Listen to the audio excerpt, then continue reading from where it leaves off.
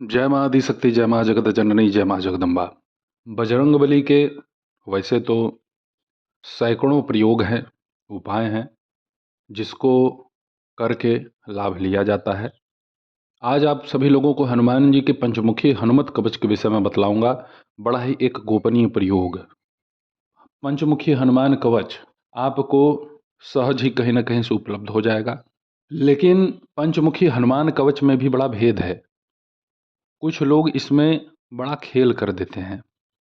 खेल ये कर देते हैं कि जो सटीक और उचित प्रयोग है, जो रामबाण कार्य करेगा हनुमान जी का पंचमुखी कवच, उसमें छेड़छाड़ कर देंगे तो गलत उच्चारण होगा, या जो हमें पाठ करना चाहिए उस पाठ में कुछ त्रुटि कर देते हैं तो भाई उसका लाभ नहीं मिलेगा ना।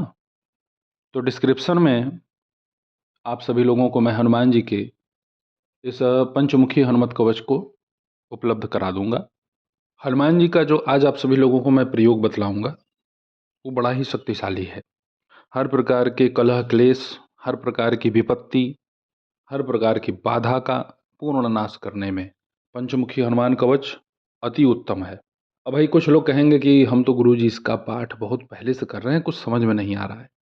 देखिए, पाठ का एक क्रम है। पाठ में जब तक आपका नियत साफ ना हो, ध्यान एकाग्रचित्त ना हो, अब पाठ कर रहे हैं, पाठ में मन नहीं लग रहा है, तो कुछ तांत्रिक कह देंगे कि आपका मन बंधा हुआ है, बुद्धि बंधी हुई है, तो वो आप मान लेंगे क्योंकि भाई किसी तांत्रिक ने ऐसा कह दिया।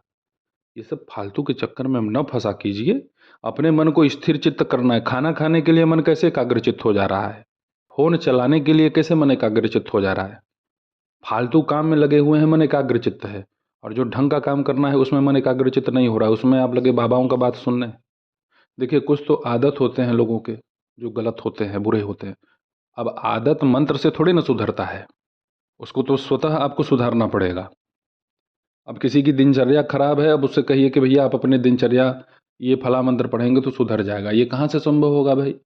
अब आप हनुमान जी के इस चमत्कारिक प्रयोग को पहले सुन लीजिए। किसी भी मंगलवार के दिन, पक्ष कोई भी हो चलेगा, आप स्नान कीजिए। सुबह दोपहर शाम रात जब समय मिल जाए, उसके बाद लाल वस्त्र धारण कीजिए। हनुमान जी के इस पंचमुखी हनुमत कवच का पाठ आपको कम से कम एक दिन में 11 बार करना है। और ये करेंगे आप कहाँ? अपने घर में करेंगे। भूत प्रेत की समस्या है, रहने दो। ज़्यादा समस्या करते हैं ये सब पूजा पाठ करने में, तो एक मिट्टी का दीपक लीजिए, उसमें 5 कांटा लीजिए, बबूल का कांटा, बेल का कांटा, जो भी मिल जाए 5 कांटा लो, और केवल बोल दो राम। जो बता रहा हूँ बहुत ही साधारण आपको लगेगा प्रयोग, लेकिन आग है। उन प्रेतों को ठिकाने लगाने का ये सबसे आसान सरल पद्धति मैं आपको दे रहा हूँ। उन प्रत्येक कांटों पे आप राम राम 11 11 बार बोल दीजिए, और उसके बाद उसी दीपक में चारों दिशा की तरफ उसका अग्रभाग करके रख दीजिए। और कांटे हैं, और व्यवस्था कर दो, उसमें चक्र की तरह बना दो। एक बूंद सरसों का तेल डाल दीजिए। प्रार्थना कीजिए कि हे प्रभु, जो भी गंदी ऊर्जा, मलिन ऊर्जा मेरे ऊपर, मेरे घर परिवार के ऊपर आई है, प्रकट है, मुझे साधना आराधना नहीं करने दे रही है, उसे आप अपने इस वज्र कील से नष्ट करें, ध्वस्त करें, या यहाँ से पलायन करा दें। यही विनम्र निवेदन करके आप अपना कार्य कीजिए। हाँ, लेकिन जब पूजा समाप्त हो तो उस कांटे को ले जा करके किसी कुएं में फेंक दीजिएगा दीपक समेत। उस कुएं का पानी कोई पीने वाला ना हो, या फिर किसी चौराहे पर मिट्टी के भाग के पास में थोड़ी सी मिट्टी को आप अंदर से निकालिए, उस दीपक को उसी में डालिए, ऊपर से व्यवस्थित कर दीजिए भाई, ताकि वो किसी के पैर में ना चुभे। ये हर दिन समस्याएं उत्पन्न नहीं होंगी। जब समस्या उत्पन्न हो तब ये कांटे वाला प्रयोग कर लेना। अब आते हैं अपने मूल विषय पे। हनुमान जी के पंचमुखी हनुमत कवच का आप 11 बार तो पाठ अपना संपन्न कीजिए। जब पहला पाठ करेंगे तो पहले पाठ में तो तीनों विनियोग आपको करना ही है, और फलश्रुति भी आपको उच्चारण करना होगा।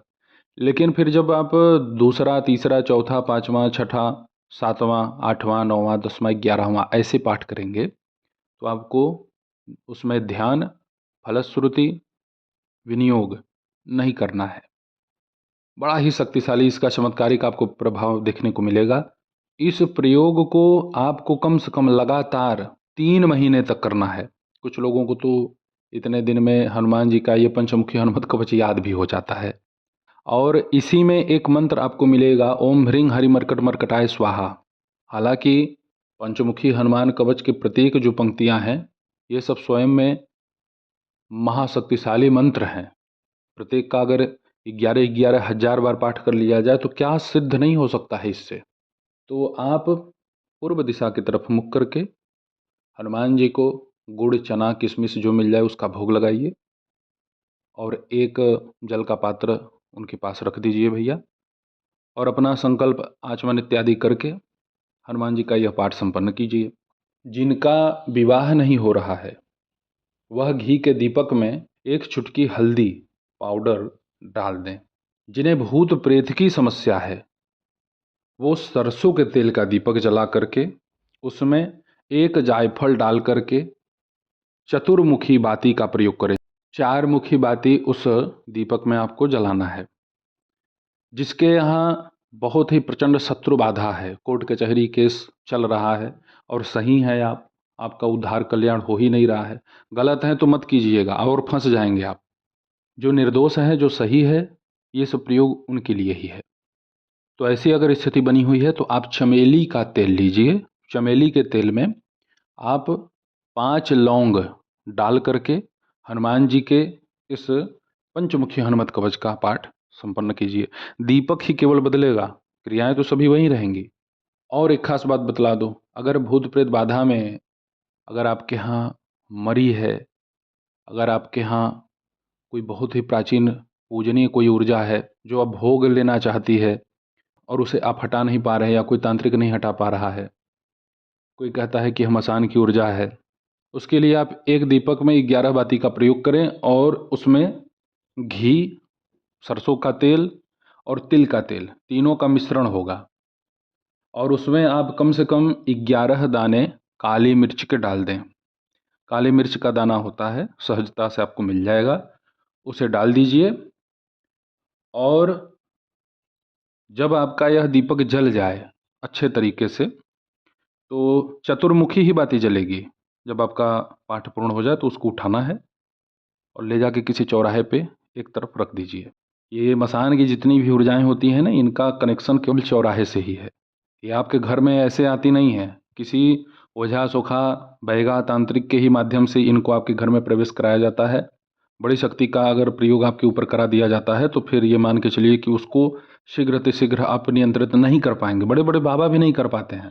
लेकिन देखिए भाई, महाशक्तियों को गाली बकना ये सबसे बड़ी मूर्खता है। जो लोग थोड़ा सा तंत्र मंत्र जान लेते हैं ना, वो लगते हैं स्वयं को भैरव समझने। तो ये सबसे बड़ा दोष है साधक के अंदर कि वही सब कुछ कर सकते हैं, बाकी सब लोग अभी जो है कख गघ पढ़ रहे हैं। तो ये उनकी मूर्खता है। आप भी समाज का कल्याण करिए, जो और लोग हैं वो भी समाज का कल्याण करेंगे ही अपनी विद्या अपनी शक्ति से। बहुत सारे लोग कहते हैं कि भाई मसान की ऊर्जा अगर चला दी जाती है तो कोई उसको जो है काट नहीं सकता, रोक नहीं सकता, लेकिन ये सत्य नहीं है, पूर्णतया सत्य नहीं है। देखिए, अगर हम महाविद्याओं की बात करें तो महाविद्याओं में सबसे अग्रिम पूजा माता काली का ही होता है। जितनी भी महाविद्याएं हैं, जितने भी शक्तिपीठ हैं, सभी माता काली को ही समर्पित हैं। अब कोई ये कह दे आपको लाभ नहीं होगा, मसान की शक्तियां काली को भी बांध देती हैं। कितना बड़ा जानकार हो गए भाई। जो संपूर्ण चराचर जगत की अधिष्ठात्री देवी है, महाशक्ति है, वो अपने भक्त की रक्षा छोटे मोटे ऊर्जाओं से नहीं करेगी। हमारे पास अगर किसी भी महाविद्या की विशिष्ट ऊर्जा है, महाविद्या तक ही नहीं, अगर आप हनुमान जी की भी साधना आराधना नियत धर्म से कर रहे हैं तो कोई भी आपका बाल बांका नहीं कर सकता। हनुमान जी को नित्य भोग लगाने वाले का, सुंदरकांड का पाठ करने वाले का कोई बाल बांका नहीं कर सकता है। और तो बात छोड़ दीजिए आप। देखिए, जो आंखों से दिख रहा है मैं वही बता रहा हूँ ना। मेरे परिचित व्यक्ति के घर में अभिचार तंत्र कराया गया। वहाँ एक अभिमंत्रित जो है मटका ले जा करके किसी ने रखा था, उसमें भूत प्रेत की व्यवस्था सेट करके रखी गई थी। वो मटका वहीं पे फट गया। उसमें जो नींबू में सुई चुभोई गई थी, वो सुई जिस व्यक्ति ने उस मटके को ला करके जिसे मैं जान रहा हूँ कि वो हनुमान जी का सुंदरकांड पाठ करता है, उनके घर रखा था, उसकी मृत्यु हो गई। तो बताइए, वो सुंदरकांड पाठ करने वाला तांत्रिक था क्या? देखिए, नियत सही हो, किसी के प्रति नकारात्मक विचार न हो, तो मुझे जहाँ तक लगता है कि ईश्वरीय शक्तियाँ आपकी सहज भाव से सहायता करती हैं, और वो भी बड़े पैमाने पे। तो हनुमान जी के इस पंचमुखी हनुमत कवच को आप अवश्य अपने लिए, अपने परिवार के लिए जागृत करें, इसका पाठ करें। और हनुमान जी जब भी अपने पे आ जाएंगे ना, तो बहुत सारे बड़े बड़े अच्छे खासे तांत्रिकों को बेड़ियों में बांध करके मैंने जीवन बिताते हुए देखा है, और मर भी गए उसी बेड़ी में बंधे बंधे। तो हनुमान जी जितने भाई भक्तों के लिए दयालु हैं, ठीक वैसे ही जो भक्त के ऊपर प्रहार करता है तंत्र मंत्र का ना, उसके लिए यमराज भी हैं। तो इस प्रयोग को आप अवश्य कीजिएगा, शीघ्र अतिशीघ्र आपको इसका लाभ मिलेगा। ऐसे ही आपकी सेवा में मैं उपस्थित होता रहूँगा दिव्य चमत्कारिक विषयों को लेकर के। तब तक आप सभी अपना ध्यान रखें, सुखी रहें, स्वस्थ रहें। जय माता दी, हर हर महादेव।